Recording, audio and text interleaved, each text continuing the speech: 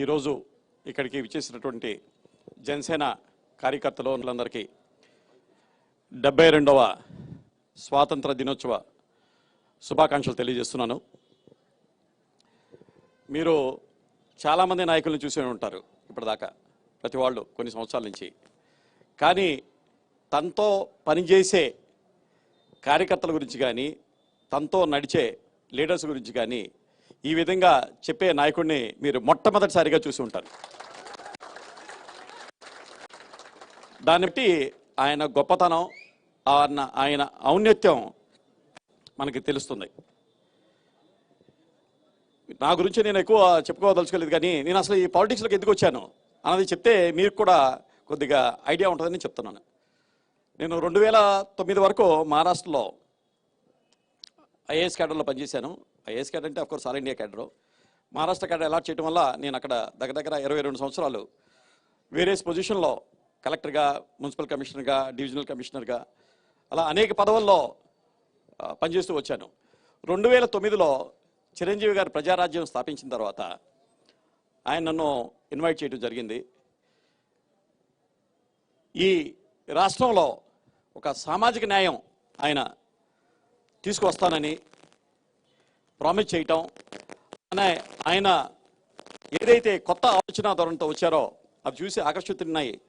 చిరంజీవి గారికి తోడుగా ఉన్నాం అని నేను హైయెస్ట్ పొజిషన్లో ఉన్నాను. అప్పుడు ముంబై మెట్రోపాలిటన్ కమిషనర్గా మాకు మహారాష్ట్రలో అన్నిటికన్నా హైయెస్ట్ పొజిషన్ ఏంటంటే చీఫ్ సెక్రటరీ తర్వాత మున్సిపల్ కమిషనర్, మెట్రోపాలిటన్ కమిషనర్. అటువంటి పొజిషన్లో ఉన్నప్పుడు నన్ను ఆయన ఆహ్వానించారు. నేను ఆ సర్వీస్ని కూడా కాదనుకొని చిరంజీవి గారితో కలిసి నడవాలని 2008లో రిజైన్ చేసి ప్రజారాజ్యం పార్టీలో జాయిన్ అయ్యాను. అప్పటి నుంచి నేను పవన్ కళ్యాణ్ గారిని చూస్తూనే వచ్చాను. ప్రజారాజ్యాన్ని ముందుకు రానివ్వకుండా ఏ విధంగా మిగతా పార్టీలన్నీ తొక్కేయటం, మీడియా ఏ విధంగా తొక్కేసిందో మనం అందరం చూసాం. అప్పుడు మేము చాలా నిరాశకు లోనవడం జరిగింది. ఇంకా ఈ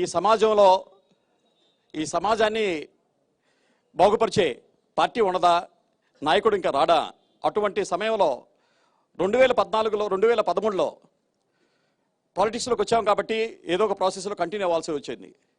2013లో రాష్ట్రంలో 2 పార్టీలు ఉన్నాయి ఆంధ్రప్రదేశ్లో. ఒకటి తెలుగుదేశం, రెండోది వైఎస్ఆర్ కాంగ్రెస్ పార్టీ. సో వైఎస్ఆర్ కాంగ్రెస్ పార్టీలో నేను జాయిన్ అయ్యాను. అప్పటికి మన పవన్ కళ్యాణ్ గారు జనసేన పార్టీ పెట్టడం జరగలేదు. బహుశా జనసేన పార్టీ పెట్టి ఉంటే నేను ఇంకా వేరే పార్టీకి వెళ్ళి ఉండేవాడిని కాదేమో.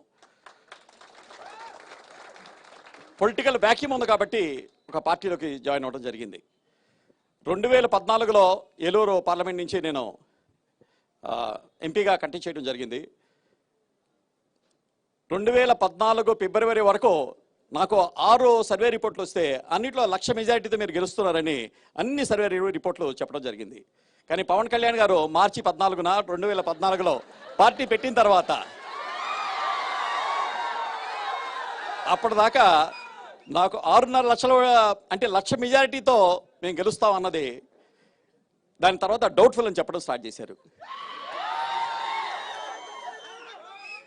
పవన్ కళ్యాణ్ గారు తెలుగుదేశం పార్టీని సపోర్ట్ చేయటం, ఆయన సైద్ధాంతికంగా ఆలోచించి ఈ రాష్ట్రానికి తెలుగుదేశం పార్టీ వస్తే ఏదో మంచి జరిగిద్ది అనే గొప్ప ఆలోచనతో ఆయన టీడీపీకి సపోర్ట్ చేశారు. దానికి నాకు ఎటువంటి రిగ్రెట్స్ లేవు. ఆ రోజు ఉన్న పరిస్థితులను బట్టి ఆయన మంచి నిర్ణయం తీసుకున్నారు. బట్ ఆ నిర్ణయం వల్ల చాలామంది మేము ఏదైతే ప్రయత్నించామో అతి కొద్ది మెజారిటీ దీంతో డిఫరెన్స్తో ఓడిపోవడం జరిగింది. అది ఒకందుకు మంచిదేమో అనిపించింది. ఆ 2014 తర్వాత మళ్ళీ నేను ఇంకా పాలిటిక్స్లోకి రావాలనే ఉద్దేశం కూడా పెట్టుకోలేదు. ఎందుకంటే ఇంకా ఈ సమాజంలో ఒక సిన్సియర్ పాలిటిక్స్కి స్థానం లేదు. ఇంకా దీనికన్నా చేసే పరిస్థితి అయితే ఇప్పుడు కనిపించట్లేదు. కానీ ఆ తర్వాత పవన్ కళ్యాణ్ గారు నన్ను పిలవటం జరిగింది. ఆయన ఆలోచన సరళి చూసిన తర్వాత, ఆయన వ్యక్తిత్వం చూసిన తర్వాత, ఆయన వ్యక్తిత్వం అఫ్కోర్స్ నేను గత 10 సంవత్సరాలుగా ఆయన్ని చాలా దగ్గరగా చూస్తూనే వచ్చాను. కానీ ఆయనతో క్లోజ్గా పాలిటిక్స్ మీద ఇంటరాక్ట్ అవటం చూసిన తర్వాత నాకు రోజు రోజుకి ఆయన మీద గౌరవం చాలా పెరుగుతూ వచ్చింది. నేను పూర్తిగా ఈ రాష్ట్రంలో కానీ ఈ దేశంలో కానీ ఒక సామాజిక మార్పు, పొలిటికల్ ట్రాన్స్ఫర్మేషన్ తీసుకురావాలన్నా, రాజకీయ సామాజిక మార్పు తీసుకురావాలంటే ఒక పవన్ కళ్యాణ్ లాంటి వ్యక్తులకు మాత్రమే ఇది సాధ్యం. ఆయన తప్పకుండా అది తీసుకువస్తాడు. ఎందుకంటే ఆయన వ్యక్తిత్వం ఒక మహోన్నతమైన వ్యక్తిత్వం. మనందరికీ ఆయన ఒక నటుడుగా చాలామంది చూస్తూ ఉంటారు, కానీ ఆయన దగ్గరగా చూసే వాళ్ళల్లో మాకు తెలుసు. ఆయన నాకు రోజు కొత్త కొత్త ఆవిష్కరణ అవుతూ ఉంటాడు. ఆయన ఈరోజు ఒకలా అనిపిస్తాడు నాకు, ఆయనతో మళ్ళీ ఇంకొక రోజు మాట్లాడిన తర్వాత మళ్ళీ ఆయనకి రోజు రోజుకి మాకు కొత్త అంగిళ్ళు, అంటే ఏదో కొత్త ఆలోచనతో ఆయన వస్తారు, మమ్మల్ని ప్రభావితం చేస్తారు. అటువంటి ప్రభావితశాలి ఆయన వ్యక్తిత్వం కానీ, ఆయన ఆధారాలు కానీ, ఆయన ఆశయాలు కానీ చాలా సామాన్య మానవుడి గురించి చాలా ఎక్కువగా ఆలోచించే వ్యక్తి. అటువంటి ఆయన ముఖ్యమంత్రిగా కావటం అది ఆయనకు అవసరం కాదు అని నేను స్ట్రాంగ్గా విశ్వసిస్తున్నాను. ఆయన్ని ముఖ్యమంత్రిగా చేయటం ఈ దేశానికి, మనకి, మన రాష్ట్రాలకి, మనందరికీ అవసరం. ఎందుకంటే ఈ కుళ్ళిపోయిన రాజకీయ వ్యవస్థలో, ఈ కులాల కంపుతో కుళ్ళిపోయిన ఈ రాజకీయ వ్యవస్థని సమూలంగా కూకటి వేళ్లతో పెకిలించి ఒక నవ సమాజాన్ని స్థాపించాలంటే అది పవన్ కళ్యాణ్ లాంటి గారి మహోన్నతమైన వ్యక్తికే అది సాధ్యమవుతుంది అని నేను గాఢంగా విశ్వసిస్తున్నాను. నిన్న ఆయన మేనిఫెస్టో ప్రకటించారు, మీరు చూశారు. ఇందాక రవితేజ్ చెప్పారు, ఆ మేనిఫెస్టోలోని ప్రతి అక్షరం, ప్రతి పదం, ప్రతి వాక్యం ఆయన స్వంతంగా మదనపడి ఆయన మదనంలో నుంచి పుట్టినటువంటి వాగ్దానాలు మీరు చూశారు.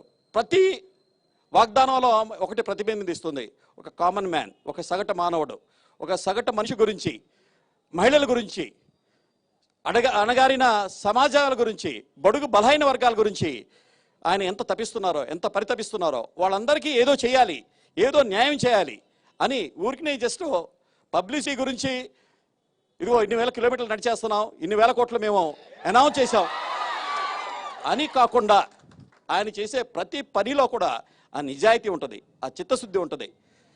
సగటు మానవుడికి, సామాన్య మానవుడికి పని చేయాలి, వాళ్ళ జీవితాలని బాగు చేయాలి అనే తపన ఆయనలో ఉంటుంది. అవన్నీ దాంట్లో ప్రతిబింబించాయి. మన సిద్ధాంతాలు కానివ్వండి, ఆయన 7 సిద్ధాంతాలు తయారు చేశారు. అలానే నిన్న డిక్లేర్ చేసిన 12 మన మేనిఫెస్టో వాగ్దానాలు చూస్తే అవి ఎంత సమాజాన్ని